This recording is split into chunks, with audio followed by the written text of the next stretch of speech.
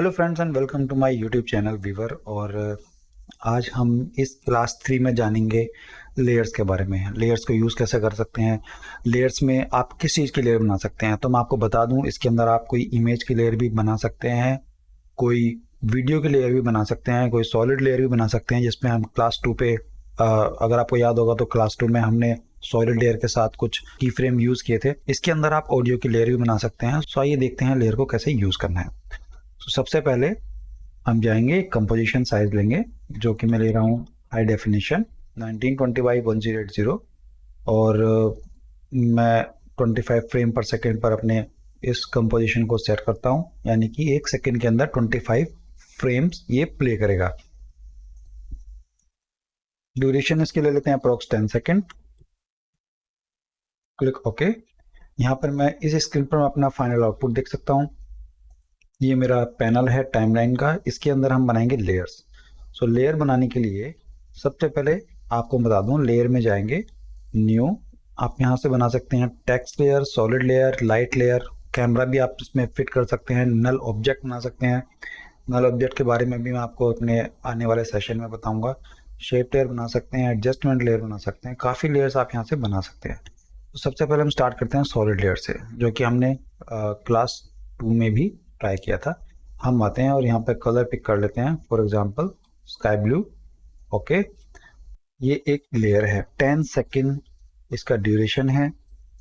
अगर आपको चाहिए कि आप इसका एक और लेयर बनाना चाहते हैं तो आप लेयर में जाइए, न्यू, या तो न्यू सॉलिड लेयर यहाँ से ले सकते हैं दोबारा से, और उसमें कुछ और कलर इस बार फिल कर सकते हैं, येलो से ओके। तो देखिए इस बार यहाँ पर दो लेयर हैं और यहाँ पर आपको आइकन में दिखा भी रहा है कि ये येलो कलर का लेयर और ये स्काई ब्लू कलर का लेयर है। अगर आप एक और सॉलिड लेयर बनाना चाहते हैं सेम डायमेंशन का, तो आपके लिए एक शॉर्टकट बता देता हूँ। आप इसका डुप्लीकेट कर सकते हैं और उसके बाद इसकी प्रॉपर्टी चेंज कर सकते हैं। तो डुप्लीकेट करने के लिए आप एडिट में जा करके या तो डुप्लीकेट कर सकते हैं या फिर कंट्रोल डी कमांड को शॉर्टकट यूज कर सकते हैं। तो click select and control D, तो उसका एक डुप्लीकेट बन गया। अगर आपको इसका कलर चेंज करना है तो आप लेयर में जाके सॉलिड सेटिंग में जा सकते हैं। बस आपकी वो लेयर यहाँ पर सेलेक्ट होनी चाहिए। कोई और लेयर सेलेक्ट होगी तो आप उसकी ही सेटिंग को चेंज कर पाएंगे। तो मैं यहाँ पर ले लेता हूँ for example green colour. Okay, so you can see पहली लेयर जो है हमारी वो येलो कलर की है सॉलिड, दूसरा है सॉलिड लेयर हमारा ग्रीन कलर का, तीसरा है स्काई ब्लू कलर। अब मैं इन लेयर को शिफ्ट भी कर सकता हूँ लाइक दिस। तो जहाँ पर स्पेस बार से प्ले करेंगे ये आपका तीनों layer back to back play करेगा। अब अगर आपको किसी लेयर में कट लगाना है, स्प्लिट करना है, उसके बीच में से डिवाइड करना है, तो आप उस लेयर को सेलेक्ट कीजिए और एडिट में जाके उसको कर दीजिए स्प्लिट लेयर, और ये इसका शॉर्टकट है control shift plus D. Click and control plus shift D, तो वो लेयर दो पार्ट में डिवाइड हो गई। दूसरी लेयर को भी आप सिलेक्ट कीजिए कंट्रोल प्लस शिफ्ट डी, इसको भी, लास्ट लेयर को भी आप स्प्लिट कर सकते हैं। तो आपकी लेयर जो है वो बीच में से कट हो गई है, डिवाइड हो गई है। तो इस तरीके से आप इन लेयर्स को स्मॉल साइज भी कर सकते हैं ड्यूरेशन वाइज। अब हम बनाते हैं टेक्स्ट की लेयर। तो मैं आता हूं अपने लेयर में, न्यू एंड टेक्स्ट लेयर।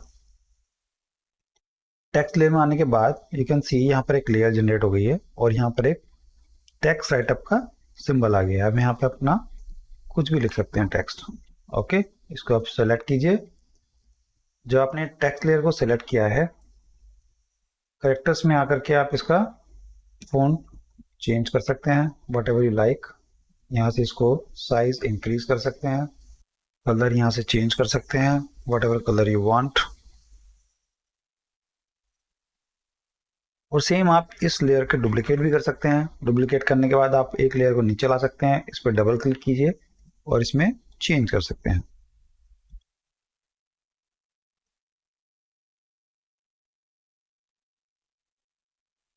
कोई और फ़ॉन्ट ले लेते हैं, साइज थोड़ा छोटा कर लेते हैं। तो आप जिस भी लेयर को सेलेक्ट करेंगे उस लेयर को आप मूव कर सकते हैं।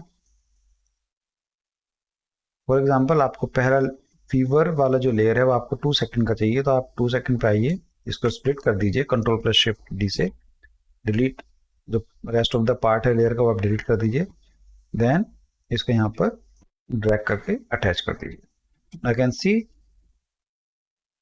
एक एक करके वो लेयर प्ले होना शुरू हो जाएंगी।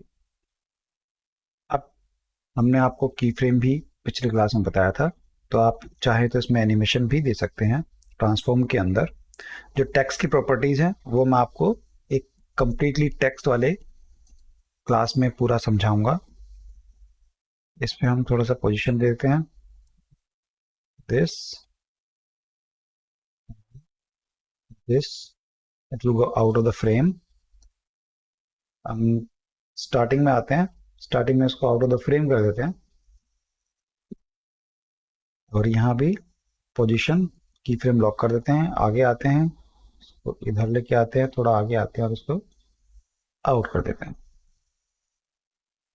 Now see it will go from like this to this, और अभी दूसरा टेक्स्ट बाहर से निकल के एनिमेट होकर चला जाएगा।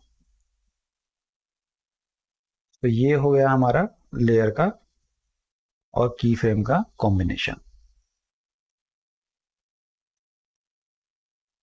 अभी हम बनाते हैं एक सॉलिड लेयर, इसको हम कलर देते हैं रेड, इसका हम साइज कर देते हैं small. As you know transform के अंदर आपके एंकर, पोजीशन, स्केल, रोटेशन और ओपेसिटी हैं। अगर आप बार बार इनको इस तरीके से ओपन नहीं करना चाहते तो उसके लिए शॉर्टकट है, स्केल के लिए एस आप प्रेस कर सकते हैं तो सिर्फ स्केल का की फ्रेम यहाँ पर आ जाएगा। पोजीशन के लिए पी, रोटेशन के लिए आर, एंकर के लिए ए, और ट्रांसपेरेंसी यानी ओपेसिटी के लिए आपको प्रेस करना होगा टी, क्योंकि वो ट्रांसपेरेंसी इसलिए रिप्रेजेंट्स करता है टी को। तो हम करते हैं स्केल थोड़ा डाउन। अब हम इसकी पोजीशन को करते हैं की फ्रेम, थोड़ा मूव करते हैं, इसको लाते हैं यहाँ पर, यहाँ से इसको 4 सेकंड पे ले जाते हैं ऊपर। Now you see this is going like that. अब हम चाहते हैं, इफ यू कैन सी, इसका जो मोशन है, जो हमें एक सिंबॉलिकल लाइन यहाँ पे दिखती है, बताती है कि हमारा ऑब्जेक्ट जो है वो किस तरीके से मूव कर रहा है, लेकिन ये थोड़ा कर्व है, स्मूथ है। अगर आप इसको एकदम स्ट्रेट जाना चाहते हैं, ये आए एच पे और स्ट्रेटली ऊपर जाए, ऐसे घूम के ना जाए, सी कैसे वो स्मूथली जा रहा है, बट आपको एकदम शार्प उसको लेके जाना है। तो उसके लिए आपको की फ्रेम को सेलेक्ट करना होगा, राइट क्लिक, और आपको जाना होगा इंटरपोलेशन में, यहाँ पर आपको करना होगा ऑटो बेजियर को लीनियर, और कर दीजिए okay. Now I can see ये शार्प हो गया बिल्कुल, आपका ऑब्जेक्ट अब शार्पली आएगा और शार्पली जाएगा।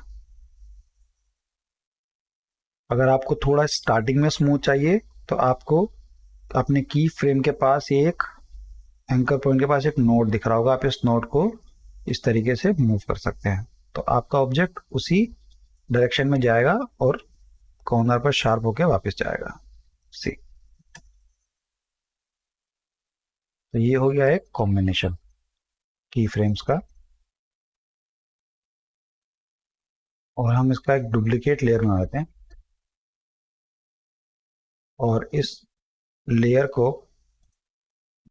हम सॉलिड सेटिंग में जाते हैं, इसको हम कलर देते हैं येलो। अभी हमें नीचे वाला लेयर नहीं दिख रहा है,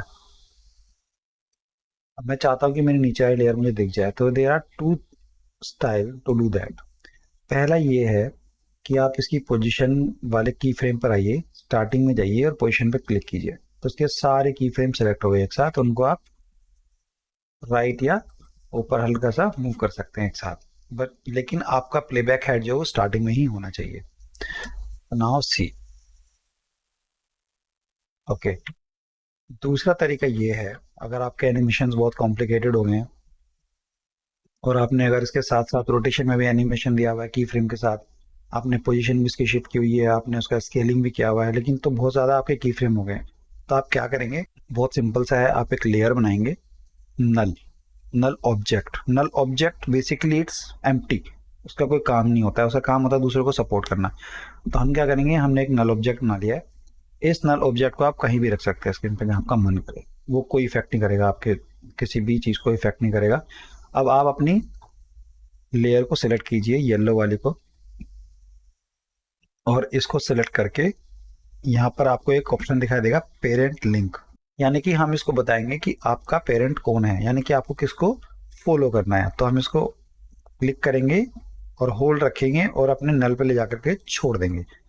अब ये नल वन से लिंक हो गया है। अब मैं इस नल वन को जहां भी मूव करूंगा ये विद ऑल की फ्रेम्स उसके साथ ही मूव करेगा। जो हमारे की फ्रेम्स थे एनिमेशन पे उस पर कोई भी फर्क नहीं पड़ेगा।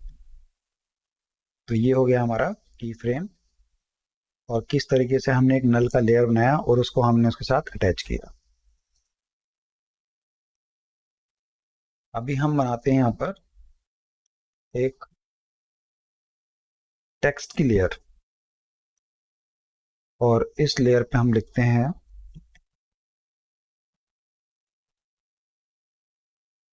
एक सेंटेंस।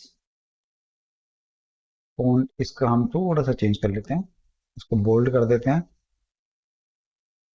ज़्यादा बोल्ड हो गया, थोड़ा मीडियम रखते हैं। ओके, कलर हम इसमें थोड़ा सा,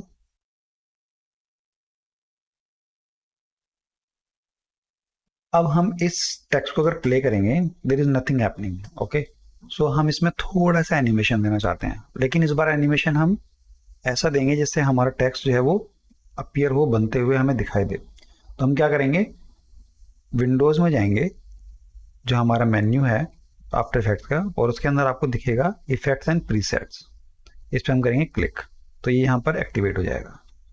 क्योंकि हम टेक्स्ट की एनिमेशन करना चाह रहे हैं तो इस पर ध्यान रखना, ये बने बनाए प्रीसेट्स हैं, बने बनाए, इसमें आपको कुछ करना नहीं है, सिर्फ क्लिक एंड ड्रैग करना है। आप जाएंगे एनिमेशन प्रीसेट्स के अंदर, टेक्स्ट के अंदर, एनिमेट इन। सबसे पहले हम एनिमेट इन के बारे में जानेंगे। यहाँ पर आप जो भी आपको अच्छा लगता है आप उसको क्लिक कीजिए, ड्रैग कीजिए अपनी लेयर के स्टार्ट पॉइंट पर आके छोड़ दीजिए, प्ले कीजिए, तो आपका जो टेक्स्ट है वो एनिमेट होकर के आना शुरू हो गया है। अब अगर आप इसकी स्पीड बढ़ाना चाहते हैं या स्लो करना चाहते हैं तो उसके लिए आपको करना होगा इसके की फ्रेम को एडजस्ट। तो अगर आप इसको ओपन करेंगे तो अब आपको जाना है अपने टेक्स्ट के पैनल के अंदर, वहाँ पर आपको दिखाई देगा एनिमेटर। एनिमेटर मीन्स ये जो हमने इफेक्ट यहाँ पर लगाया है ये इस एनिमेटर के अंदर आ गया है। आई कम हियर ओपन, आपको की फ्रेम दिख रहा होगा, इसको फिर से ओपन करेंगे हम, रेंज सेलेक्टर, ये हमारा रेंज सेलेक्टर का की फ्रेम आ गया। इसको हम जितना आप एक दूसरे के पास लेके जाएंगे एनिमेशन उतना फास्ट हो जाएगा, और पास लेके जाएंगे एनिमेशन फास्ट हो जाएगा। अब इसको हम जितना दूर लेके जाएंगे एनिमेशन उतना स्लो हो जाएगा।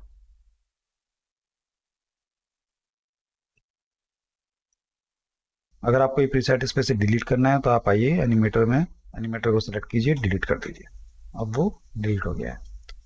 अब आप कोई और लेंगे, fed up and flip, select and drop, now play. अभी फेड अप हो रहा है और फ्लिप भी हो रहा है। एनिमेटर के अंदर जाकर के आप इसकी रेंज को एडजस्ट कर सकते हैं, स्लो फास्ट कर सकते हैं।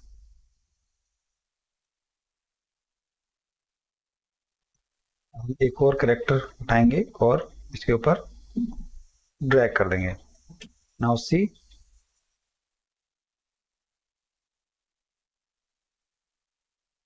दोनों एनिमेटर काम कर रहे हैं। दोनों को अगर एक साथ करना है तो ये कैन सी, हमारा जो पहला एनिमेटर है उसका रेंज हमने 0 to 2 रखा है, और जो हमारा एनिमेटर 2 है जो कि आपको इधर दिखाई देगा यहाँ पर एनिमेटर 2, उसकी रेंज को भी हम दोनों की फ्रेम सेलेक्ट करेंगे और इनको भी हम 0 से 2 पर शिफ्ट कर देंगे, तो दोनों इफेक्ट एक साथ काम करेंगे। ड्रैग एंड ड्रॉप करके आप जितने चाहें उतने एनिमेटर यहाँ पर प्लेस कर सकते हैं। तो ये हो गया आपका टेक्स्ट एनिमेशन, किस तरीके से आप दे सकते हैं, जो कि आफ्टर इफेक्ट्स के अंदर बने बनाए हैं। और अब हम बात करते हैं एडजस्टमेंट लेयर की। एडजस्टमेंट लेयर आपको मिलेगा लेयर न्यू और एडजस्टमेंट लेयर के अंदर। एडजस्टमेंट लेयर का रोल क्या है? एडजस्टमेंट लेयर होता है कि अगर आपने बहुत सारे इफेक्ट्स डाल दिए हैं, बहुत सारे आपने वीडियोस डाल दिए हैं, सब कुछ डाल दिए हैं, अब आपको उनके पर्टिकुलर उनके ऊपर ना एक फिल्टर या प्लगइन अप्लाई करना है, फिल्टर अप्लाई करना है, वही फॉर एग्जांपल कलर, ब्राइटनेस, पूरा थ्रू आउट वीडियोस। तो आप उसके लिए एडजस्टमेंट लेयर को यूज़ कर सकते हैं। फॉर एग्जांपल अगर मैं यहाँ पर आता हूँ और मैं एक कोई भी एक इमेज लेता हूँ, okay, this is my image 1, then I go and then I select some sort of this image. Okay, अब मुझे इन दोनों इमेज के ऊपर कलर अप्लाई करना है, लेकिन मैं अलग अलग अप्लाई नहीं करना चाहता क्योंकि मेरे पास बहुत सारे लेयर्स हैं और मेरे पास इतना टाइम नहीं है. So what we can do, layer new and we can go to the adjustment layer. और एडजस्टमेंट लेयर आने के बाद यू कैन गो इफेक्ट, और यहाँ आकर के कलर करेक्शन में आकर के आप कोई भी इफेक्ट एक बार अप्लाई कर सकते हैं. कर्व से मैं थोड़ा सा इसको ब्राइट भी कर सकता हूँ, डार्क भी कर सकता हूँ. कैन सी ये दोनों चीज के ऊपर इफेक्ट कर रहा है.